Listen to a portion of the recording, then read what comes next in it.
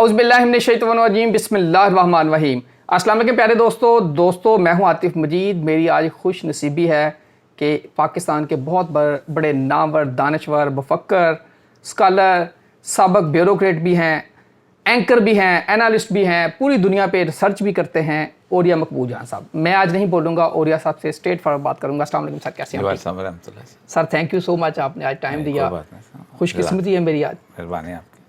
ओरिया साहब से ताल्लुक़ तो बड़े अरसे से है, लेकिन हमेशा ओरिया साहब शफ़क़त करते हैं, जब भी कोई मसला हो गाइड भी करते हैं। सर मैं स्ट्रेट फॉरवर्ड आपसे बात करना चाह रहा हूँ, पाकिस्तान और इंडिया ये मामला किस तरफ जाते देख रहे हैं? देखिए, एक मिनिमम किस्म की वॉर तो नज़र आ रही है। उसकी बुनियादी वजह यह है कि ये वॉर जो है, ये जो जंग, ये सियासी ज़रूरत है, शायद इंडिया की भी और शायद हमारी भी इस तरह की बिल्टअप हो चुका है। इंडिया की सियासी ज़रूरत इसलिए है कि बीजेपी का जो आगाज़ है ये 1982 में हुआ था। ये आरएसएस जो थी ये 1925 में बनी थी नागपुर में, और वहाँ पर इन्होंने एक हिंदुत्व जो आइडियोलॉजी थी कि ये जो बरसगीर पाक व हिंद है, ये बुनियादी तौर पर सिर्फ हिंदुओं के रहने की जगह है, एक पाक और पवित्र सरजमीन है। इसमें जो लोग बाहर से आए हैं, मतलब कुरैशी हैं, सैयद हैं, मराई हैं, दूसरे तीसरे, इनको तो बाहर निकाल दो, और जो यहाँ के लोग हैं जैसे राजपूत हैं, जाट हैं, ये जो मुसलमान हो गए हैं, इनको दोबारा हिंदू कर लो। इस थ्योरी पे चले। 82 में ये पॉलिटिक्स में आए तो उस वक्त इनको 2-3 सीटें मिली थी। फिर उन्होंने एक मुद्दा उठाया बाबरी मस्जिद का, और बाबरी मस्जिद का मुद्दा किया जाता है कि यहाँ राम मंदिर है नीचे और उसके ऊपर बाबरी मस्जिद बनाई गई है, और एडवानी ने, आपको याद होगा, रथ यात्रा की थी, और ये पार्लियामेंट में इस हद तक आ गए थे कि इन्होंने कोलिजन गवर्नमेंट बना ली थी। फिर उसके बाद हुआ ये कि फिर चल फिर बीच में एक मनमोहन सिंह का थोड़ा सा पीरियड आता है, बाकी ये सारे के सारे अब तक है। लेकिन लास्ट इलेक्शन में इनको अब आहिस्ता सा जो है वो डिक्लाइन आना शुरू हुआ। सबसे अहम इनका था वो था यूपी में इन्होंने योगी आदित्यनाथ को बिठाया, और उसको, क्योंकि यूपी वो जगह है जहाँ पे कांग्रेस जीती थी।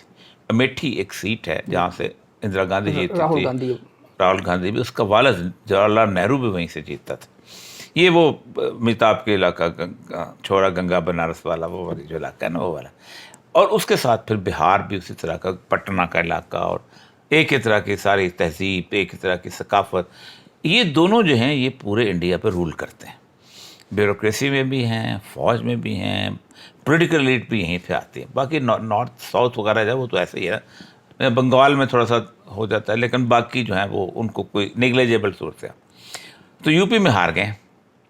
अब आ गया था बंगाल का, अब बिहार का इलेक्शन, और फिर बंगाल का है। अब इन दोनों के लिए आपको एंटी पाकिस्तान, एंटी मुसलमान फीलिंग चाहिए होती है, ताकि आप हिंदुओं को इकट्ठा करेंगे।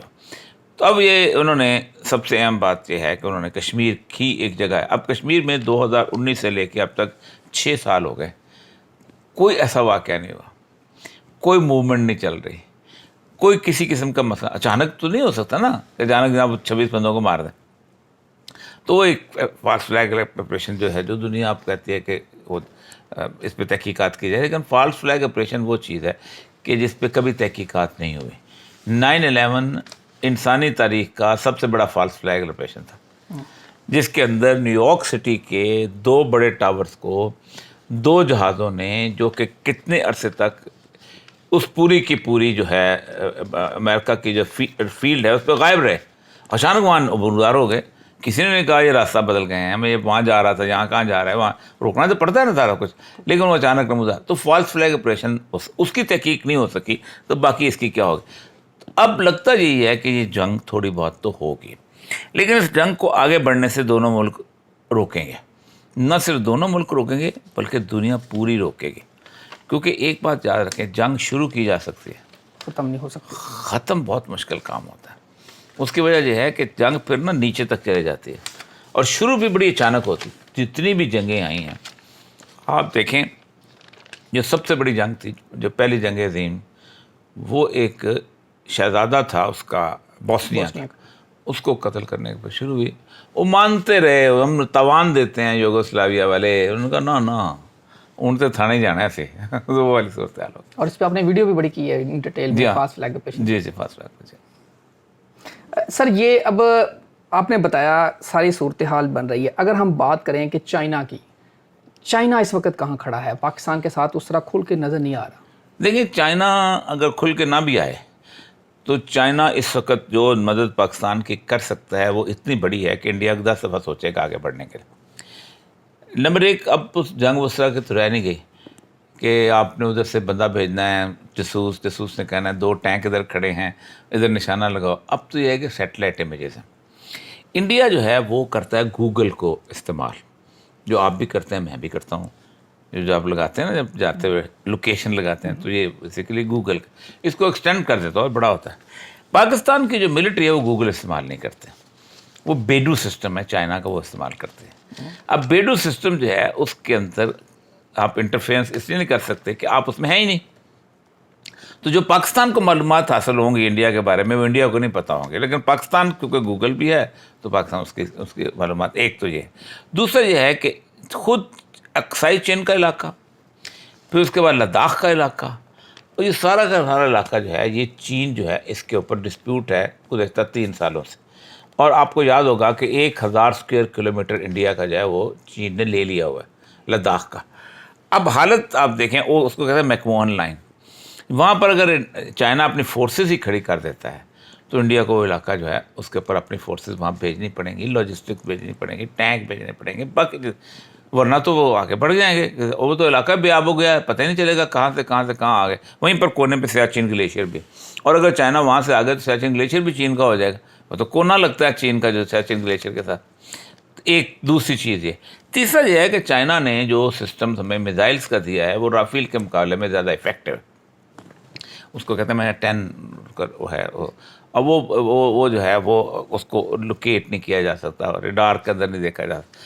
اسی طرح انڈیا کے جو طیارے ہیں ان کی جو ہے نا R&D، ریسرچ اینڈ جو ڈیولپمنٹ ہے، یہ ہے ان کے پاس. فرانس کے پاس یہاں جو JF سینٹر کامرا میں بنتے رہے ہیں، JF-17 جو ہیں، اس کی R&D بھی آپ کو شیئر کی گئی ہے. اسی لیے جو F-16 ہے پاکستان کے لیے ناکارہ ہے. اس کا جو کمپیوٹر سسٹم ہے نا وہ پاکستان سے باہر آپریٹ ہی نہیں ہو سکتا، باہر نکلتے ہیں تو ختم. دوسرا بات ہے کہ وہ یہاں تک اطلاعات ہیں کہ اگر کوئی بندہ اس کے اندر جاتا ہے اس کے اندر دیکھنے ویکھنے کے لیے تو ادھر سے ٹلی کھڑک جاتی ہے کہ آپ یہاں کیا کر رہے ہیں اور کیا نہیں کر رہے ہیں. امریکہ میں سیٹ اپ ہے ان کا سارا. مطلب میں سعودی عرب میں گیا تھا تو سعودی عرب میں ایک گاڑی تھی، آئی تھنک کون سی گاڑی تھی اس میں نے لیکسس سے کوئی، تو اس کے اندر ایک بٹن تھا. تو بٹن اگر اس کو آن کرتے تھے نا اس کو تو فوراً امریکہ میں اس کی وہ کیا پرابلم ہے بتائیں، کیا صورتحال ہے، تو وہ اس کو بتانا شروع ہو جاتے تھے. سیٹلائٹ سے کنیکٹڈ ہوتے تھے. یہی ہمارا JF تھا، یعنی وہ گاڑی عام آدمی کی، یہ تو پھر F-16 ہے. تو اس طرح میں 10 دفعہ سوچے گا انڈیا جو ہے کہ اس معاملے کے اندر آگے بڑھے. سب سے اہم بات چائنا کے لیے جو ہے وہ یہ ہے کہ امریکہ جو ہے وہ چاہتا ہے کہ انڈیا جو ہے وہ گلگت بلتستان کے علاقے کو کس طور پہ قبضہ کر لے تاکہ اس کی ریسورسز منرل ریسورسز جو ہیں ہمارے ساتھ مل کے شیئر کر لے اور دیوسائی پلین میں ہم آ جائیں. چائنا کو 2 نقصان ہیں. ایک تو یہ ہے کہ اس کے پڑوس میں امریکہ آ کے بیٹھ جائے گا، اور دوسری بات یہ ہے کہ چائنا کا CPEC کا راستہ بند ہو جائے. اب یہاں پر کوشش یہی ہے کیونکہ انڈیا کو مجبور کرے گا امریکہ وہاں جاؤ لڑو، وہ یہاں چکر چلانے کی کوشش کرے گا نہیں یہیں لڑوا کے 2 بندوقیں 2-3 شہید بنا کے ایک کو بھی چکر دے کے ہم اس کے بعد کہیں جی کمال ہو گئے، جیسے انہوں نے کارگل میں کیا. کارگل میں یہی کیا انہوں نے. کارگل میں قوم کو آپ سوچیں کہ کارگل کے اندر ہوا یہ تھا کہ جب کارگل انہوں نے ایکسپلائٹ کیا ہے تو لائنیں لگ گئی تھی لوگوں کی ہم بھرتی ہونے کے لیے. فوج کا مرال ایک دم بوسٹ کر گیا تھا کارگل میں. تو یہ کریں گے وہ لوگ.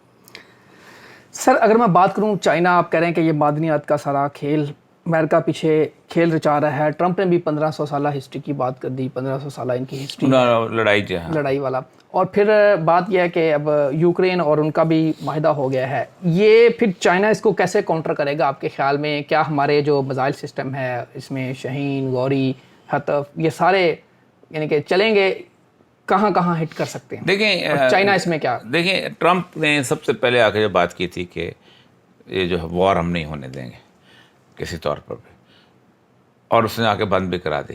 یوکرین بھی بند کرا دی اور غزہ بھی بند کرا. لیکن غزہ جو ہے وہ شروع ہو گئی اور ٹرمپ کچھ نہیں کر سکا. اب یہاں پر بھی وہ چاہتے ہیں کہ بیسیکلی اسرائیلی خواہش بھی ہے کہ اس ایک ہی ملک رہ گیا ہے وچ از نیوکلیئر پاور بھی ہے اور تھوڑا سا اسٹیبلائز بھی ہے، ورنہ اسرائیل نے اپنے ارد گرد تمام ممالک کو ختم کر دیا. سیریا ایک بہت بڑی قوت تھی، ختم ہو چکی ہے اسرائیل کے ارد. لبنان تھی، حزب اللہ اس کے اندر تھی، حزب اللہ کے یکے بعد دیگر 3 قیادتیں ختم کی، حسن نصر اللہ سے لے کے نیچے تک سب. لبنان اب اتنا مقروض ہو چکا ہے کہ اس کے تیل نہیں خرید سکتا، یہ حالت ہو گئی. جارڈن ان کا اپنا تھا، وہ لے لیا ہوا. مرسی آیا تھا بیچارہ، جیل میں شہید کر دیا گیا، وہاں فوج ہو گئی. عراق میں صدام حسین قوت تھا، تب ختم ہو گیا ہوا. ایران دور ہے، ایران کو راستہ پہلے دیا تھا. اب ایران کو بھی انہوں نے ریسنٹلی ان کی جو انہوں نے نیوکلیئر سائنٹسٹ کو مارا، پھر اسماعیل ہانیہ کو، اس کو وہاں رہ گیا پاکستان. اب پاکستان کو اسرائیل تو خود تو نہیں کرے گا نا، تو کاؤنٹر کرے گا وہ اس سے، انڈیا سے. تو ایک اسرائیل وہ جو ہے کہ ایک ایسی کوئی پراکسی ٹائپ وار جو ہے پاکستان کے اندر شروع کر دی جائے کہ جس کے اندر پاکستان ہماری طرف متوجہ نہ ہو سکے. تو ایک یہ بھی ہے. چائنا براہ راست تو نہیں آئے گا، لیکن چائنا کا پاکستان کا بارڈر کلوز ہے، چائنا پاکستان کو ہر چیز پہنچا سکتا ہے. راستہ امریکہ میں سے اڑ کے آئے گی نا چیز، یہاں تو اڑ کے آنے نہیں، تو وہ خاموشی سے، خاموش رہ کے بھی بڑی مدد کر سکتا ہے. بالکل صحیح، بالکل ٹھیک ہے. ناظرین گھبرانا نہیں ہے، اوریہ صاحب نے پورا ایک نقشہ کھینچ دیا، اور چائنا کس طرح مدد کرے گا. اور جو گوگل والی بات ہے، یقینی طور پہ پتہ ہی نہیں ہوگا کہاں ہے چائنا، فرنٹ پہ آئے نہ آئے، لیکن چائنا آپ کے ساتھ ہے. عاطف مجید اور اوریہ مقبول جان صاحب کو دیجیے اجازت. اللہ حافظ.